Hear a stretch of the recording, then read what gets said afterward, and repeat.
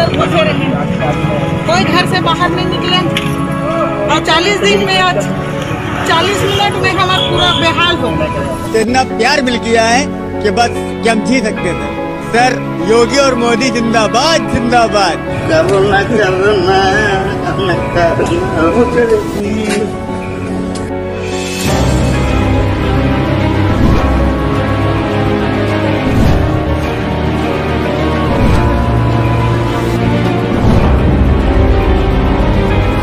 Corona संक्रमण के खतरे को देखते हुए पूरे देश में 25 मार्च से लॉकडाउन है।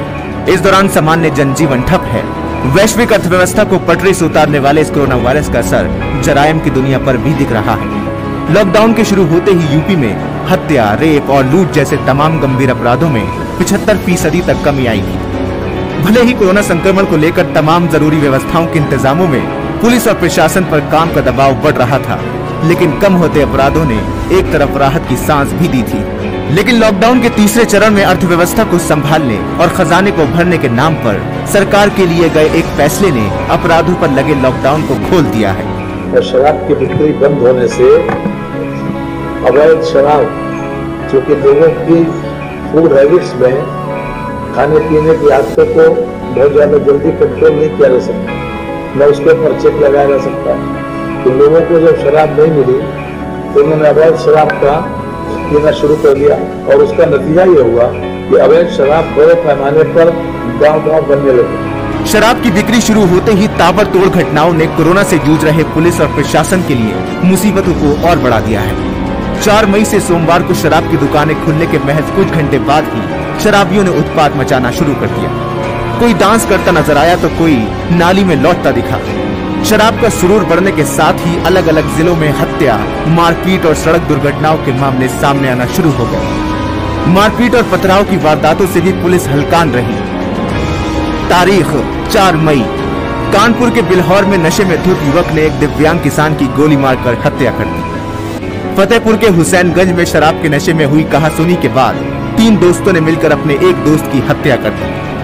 जौनपुर में शराब के लिए पैसे न मिलने पर पति ने पत्नी की गोली मारकर हत्या कर दी। तारीख 5 मई, कानपुर के महाराजापुर थाना क्षेत्र के नागापुर गांव में कब्जेदारी को लेकर चल रहे विवाद में शराब के नशे में धुत एक पक्ष ने ग्राम प्रधान पर फायरिंग कर दी। विदनू में नशे में धुत होकर बाइक से जा रहे 3 युवक सड़क हादसे में गंभीर रूप से घायल हो गए। कल्याणपुर में नशेबाज कार सवारों ने एक दुकानदार से गुटखा और सिगरेट लूट लिया था।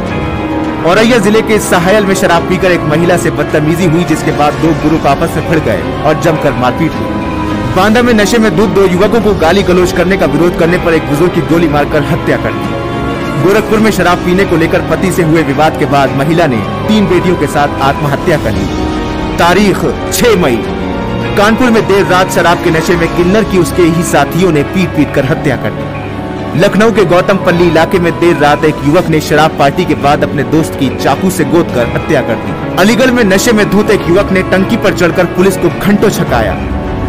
बागपत में शराब पीने के बाद एक युवक ने अपने दोस्त पर चाकू से हमला कर दिया।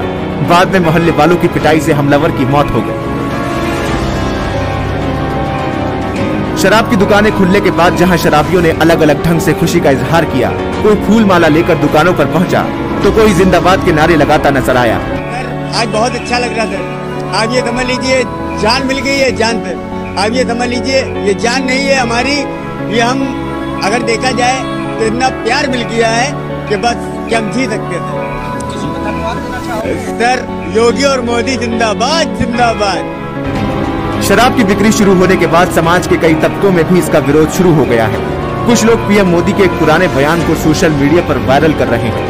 बीजेपी सांसद सत्यदेव पचौरी ने भी मुख्यमंत्री योगी आदित्यनाथ को पत्र लिखकर शराब की बिक्री रोकने की मांग की है। अपराध का ग्राफ अचानक बढ़ने से पुलिस वाले भी शराब की बिक्री का विरोध कर रहे हैं।